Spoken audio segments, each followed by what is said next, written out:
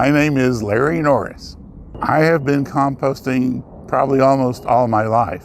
I've been successfully composting since I took the class in 2004. So that's what, 16, 18 years now? I do teach classes. I teach classes out here at River Legacy Park the second Saturday of every month. We have had kind of a delay with the COVID and all of that going on. But yes, I do teach classes, and I have gone to people and taught classes at their facilities.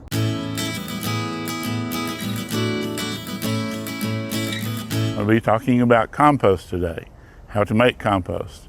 There are 4 things it takes to make compost: air, water, carbon, nitrogen.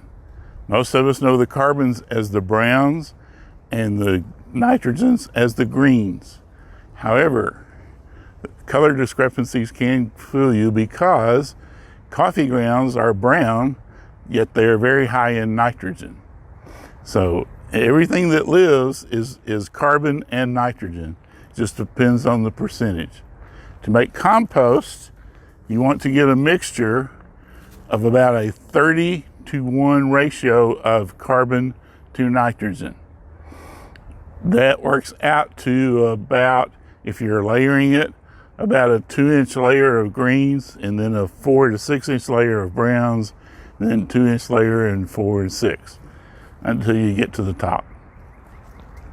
The other thing you have is water and air.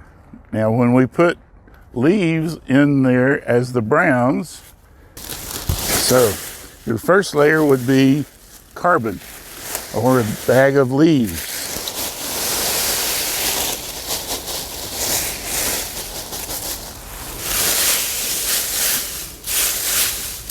The next thing you do is water.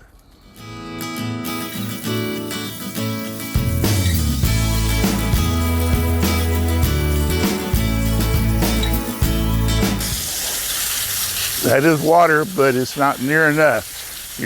To get these leaves wet, you probably won't do it the first time you build a pile.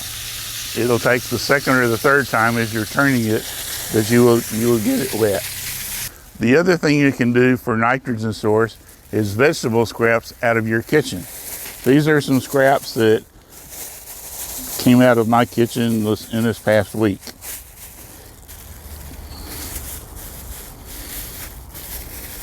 Is there anything you shouldn't put in compost? The only thing you should not put in compost is dairy and meat products, because that will attract varmints. And you may not be able to smell it, but they can for miles. And they will show up. So that's not nearly enough nitrogen. So what we're going to do is put in a substitute. This is cottonseed meal. And it is a good nitrogen source. So you just sprinkle that in. And I usually put about 2 scoops per bag of leaves.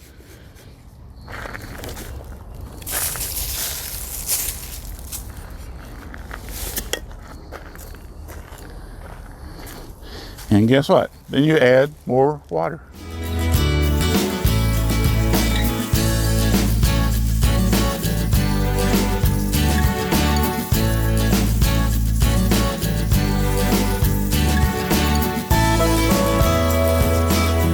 I was going to say it can help if you have 2 people building a pile sometimes.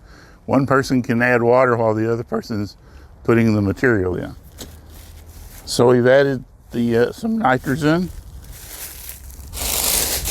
and we'll put in another bag of leaves.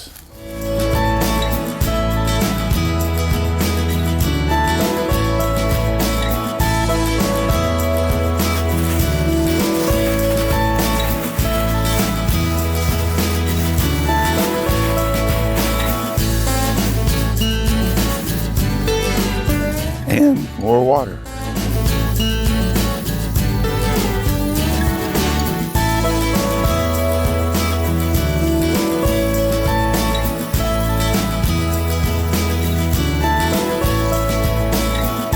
And you can say that pile looks pretty wet.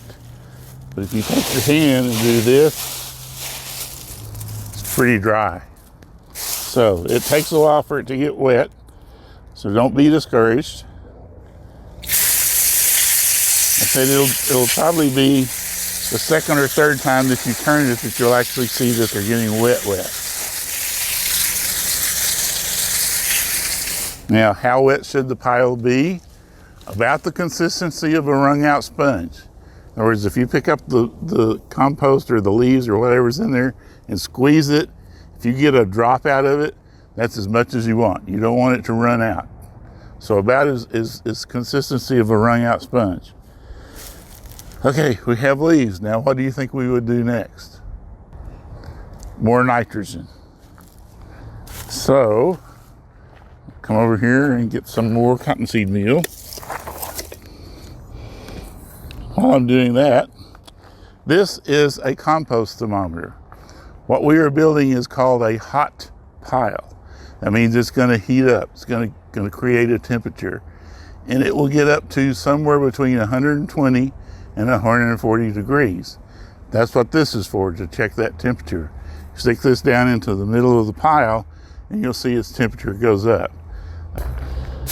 Okay, more nitrogen.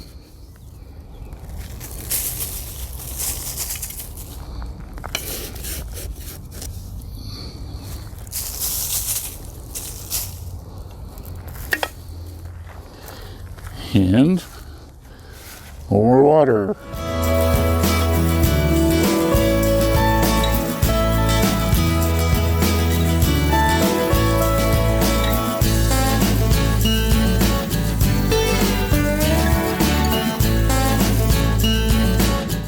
Very last thing you do is put one more bag of leaves and top it off.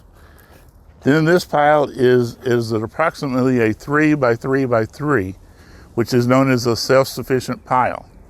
What that means is outside temperatures don't affect it a whole lot. In other words, like the freeze we had this past week, it wouldn't have affected the internal temperature of this pile because it is large enough. I'll put the last row of leaves on.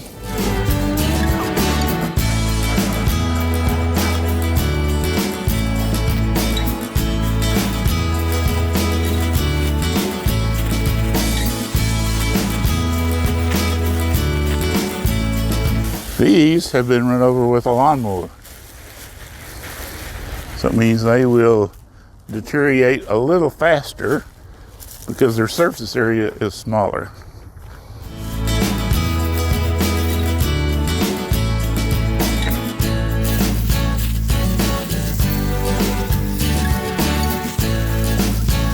We don't usually put a lid on it around here, but you can drape plastic over it. That will also help some.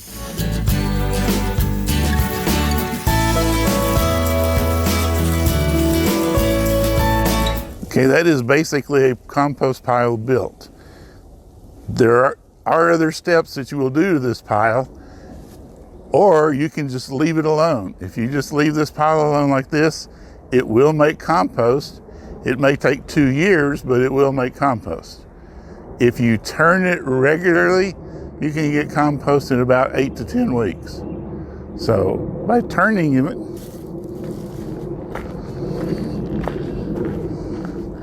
you take a pitchfork, tool like this, and you stick it in the compost and turn it. Now for these will pick up and move. I can take this, set it over to the side, and then throw the compost back in it and water as I go. So that's what you do.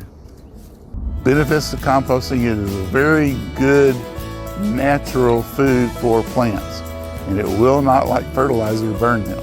I use compost in my garden and in my houseplants.